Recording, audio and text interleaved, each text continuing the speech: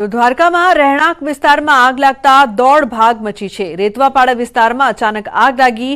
ખુલ્લા પ્લોટ અને ખાલી મકાનમાં આગ લાગતા સ્થાનિકોમાં નાસભાગ મચી હતી। ફાયર બ્રિગેડની ટીમે આગ પર કાબુ મેળવ્યો। આગમાં ઘરવખરી બળીને ખાખ થઈ છે। આગ લાગવાનું કારણ અકબંધ છે, કોઈ જાનહાનિ નહીં। સંવાદદાતા મુકુંદ જોડાયા છે ફોન લાઈન પર વધુ માહિતી માટે। મુકુંદ, શું છે સમગ્ર ઘટના? લુબના વાત કરવામાં આવે તો યાત્રાધામ દ્વારકામાં આવેલ રેતવાપાડા વિસ્તારમાં રહેણાંક વિસ્તારની આસપાસનો જે વિસ્તાર છે તેમાં આગ લાગવાની ઘટના બની હતી। આગ લાગવાના કારણે લોકોમાં પણ નાસભાગ મચી હતી। ત્યારે વાત કરીએ તો રેતવાપાડા વિસ્તારમાં જે ખુલ્લો પ્લોટ અને એક ખાલી મકાન હતું તેમાં આગ લાગવાની ઘટના બની હતી અને આગ લાગવાની ઘટના બનતા જે દ્વારકાની ફાયર વિભાગની 2 ગાડી સ્થળ પર પહોંચીને આગ પર કાબુ મેળવ્યો હતો, પરંતુ સદનસીબે આગમાં કોઈ જાનહાનિ નથી થઈ અને આગ લાગવાનું કારણ અકબંધ છે। જી બિલકુલ, આભાર આ સમગ્ર માહિતી બદલ।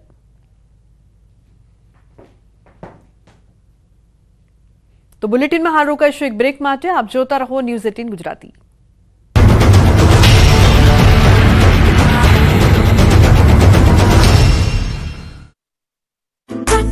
નમસ્કાર, આપ જોઈ રહ્યા છો ગુજરાતની number 1 news channel news 18 Gujarati. આપણું ગુજરાત સાથે હું છું સિદ્ધાર્થ ધોળકિયા। મહત્વના સમાચારથી કરીએ શરૂઆત।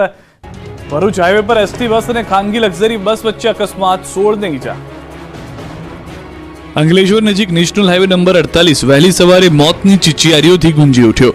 અંકલેશ્વરની વાલિયા ચોકડી નજીક આવેલ આમલખાડીના ઓવરબ્રિજ પર ખાનગી લક્ઝરી બસ અને સરકારી એસટી બસ વચ્ચે અકસ્માત સર્જાયો।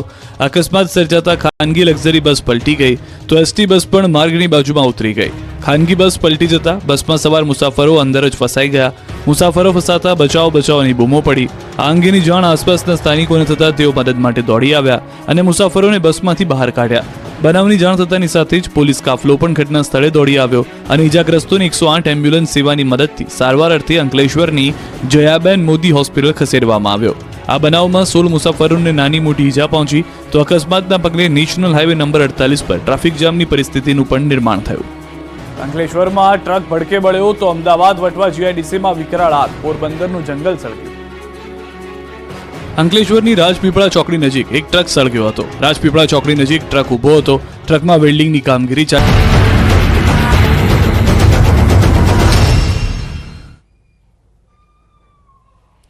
તો બાંગ્લાદેશમાં હિન્દુઓ પર અત્યાચારના પડઘા અમદાવાદમાં પણ પડ્યા છે। હિન્દુ હિત રક્ષા સમિતિ કર્ણાવતીએ પણ બાંગ્લાદેશમાં હિન્દુઓ પર થતા અત્યાચારનો ખુલીને વિરોધ કર્યો અને રિવરફ્રન્ટ પર વિશાળ માનવ સાંકળ રચીને દેખાવ કરીને વિરોધ કરાયો, જેમાં સંતો મહંતો તેમજ રાજનેતાઓ પણ જોડાયા હતા। તમામ લોકોએ માનવ સાંકળ રચીને બાંગ્લાદેશમાં હિન્દુઓ પર થઈ રહેલા અત્યાચારનો વિરોધ કર્યો, સાથે જ અત્યાચારો બંધ કરવાની માંગ કરી। આ વિરોધ પ્રદર્શનમાં મોટી સંખ્યામાં લોકો પણ જોડાયા। સવારે વલ્લભ સદનથી ઉસ્માનપુરા રિવરફ્રન્ટ પાર્ક સુધી માનવ સાંકળ રચાઈ હતી, સાથે જ ખાસ સભાનું પણ આયોજન કરાયું હતું। સભામાં જગન્નાથ મંદિરના મહંત દિલીપદાસજીએ અત્યાચારોને ખૂબ શરમજનક ગણાવ્યા અને સૌને એકજૂથ થવાની જરૂર પર ભાર મૂક્યો। તો ભાડજના હરે કૃષ્ણા મંદિરના શ્યામચરણદાસે કહ્યું કે બાંગ્લાદેશમાં મંદિર પર હુમલા, મૂર્તિઓ ખંડિત થઈ રહી છે, જે સામે કઠોર પગલાં લેવા જોઈએ। તો આરએસએસ ગુજરાત પ્રાંતના ભરતભાઈ પટેલે કહ્યું કે બાંગ્લાદેશમાં હિન્દુઓનું મનોબળ વધારવા આપણે એકઠા થયા છીએ। અક્ષર વત્સલ સ્વામીએ કહ્યું કે આવતીકાલે મોક્ષદ એકાદશી છે, આવતીકાલે ભગવાન ગીતા સૌને વિતરણ કરીએ। હિન્દુઓના ટાર્ગેટ કરીને અત્યાચારો શરૂ થયા, એકદમ નિંદનીય છે। આ પ્રકારે ક્રૂર અત્યાચારો, પુરુષોની હત્યા, મહિલાઓ પર બળાત્કાર, લૂંટફાટ, કોઈ ત્યાં સેફ જ નથી। અને આશ્ચર્યની વાત એ છે કે દુનિયામાં જે માનવ અધિકારની વાતો કરતા મોટા મોટા લોકો, મોટા મોટા સંગઠનો, મોટા મોટા દેશો એ પણ ચૂપ છે। આ બધાની આંખો ખોલે એટલા માટે આજે દેશભરમાં આ પ્રકારે પ્રદર્શન થઈ રહ્યા છે અને એના ભાગરૂપે જ કર્ણાવતીમાં એક વિરાટ માનવ સાંકળ એ બની છે। ધર્મના આધારે જે ક્રૂરતા થઈ રહી છે એ બંધ થવી જોઈએ। દુનિયામાં દરેક મનુષ્યનો માનવ અધિકાર છે અને જીવવાનો અધિકાર છે।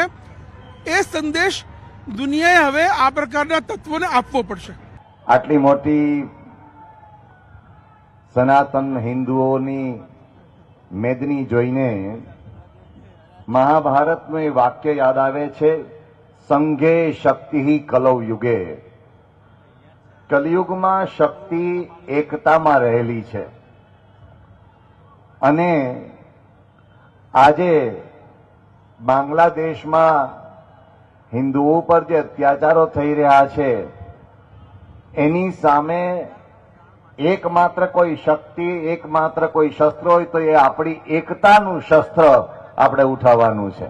આજે આપણા સનાતન ધર્મીઓ એમનો જે માનવ અધિકાર બાંગ્લાદેશમાં જે વસી રહ્યા છે એમનો માનવ અધિકારની સુરક્ષા કરવી હશે તો આપણે આપણું કર્તવ્ય પાલન કરવું પડશે. આપણે કઈ ત્યાં બાંગ્લાદેશની અંદર જઈને ત્યાં ઉત્પાત કરનારાઓને ઉપર તો આપણે જઈ શકવાના નથી, બોર્ડર ક્રોસ કરી શકવાના નથી, પરંતુ ત્યાં રહેલા હિન્દુનું મનોબળ વધારી શકીએ છીએ કે અમે તમારી સાથે છે. સંપૂર્ણ સનાતની સમાજ બાંગ્લાદેશના પીડિતોની સાથે છે એ રજૂ કરવા માટે આપણે અહીંયા એકત્ર થયા છીએ. એ આપણા માટે હિન્દુઓ માટે બહુ શરમજનક વાત છે.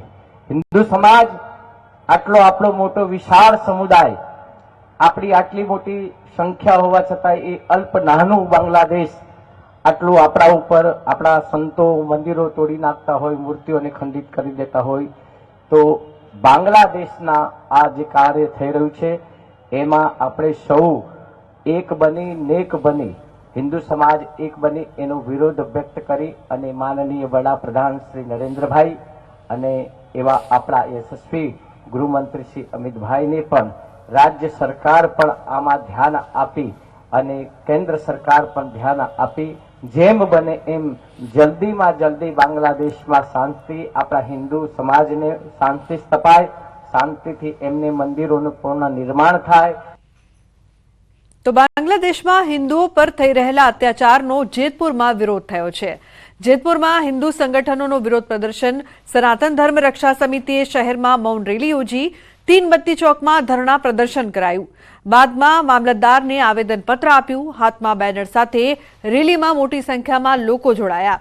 તો હિન્દુ સમુદાય પર થઈ રહેલા અત્યાચાર રોકવા માટે ભારત સરકાર દરમિયાનગીરી કરે તેવી માંગ કરાઈ.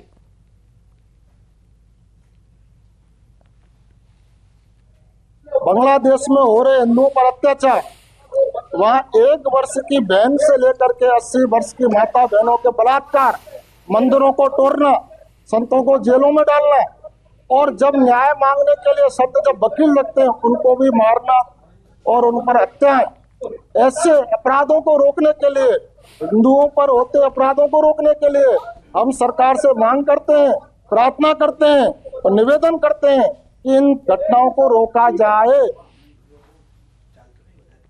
તો ઠંડીના ચમકારા વચ્ચે આજે અમદાવાદ રિવરફ્રન્ટ ખાતે તિબેટિયન સ્વેટર માર્કેટ બંધ રખાયું છે.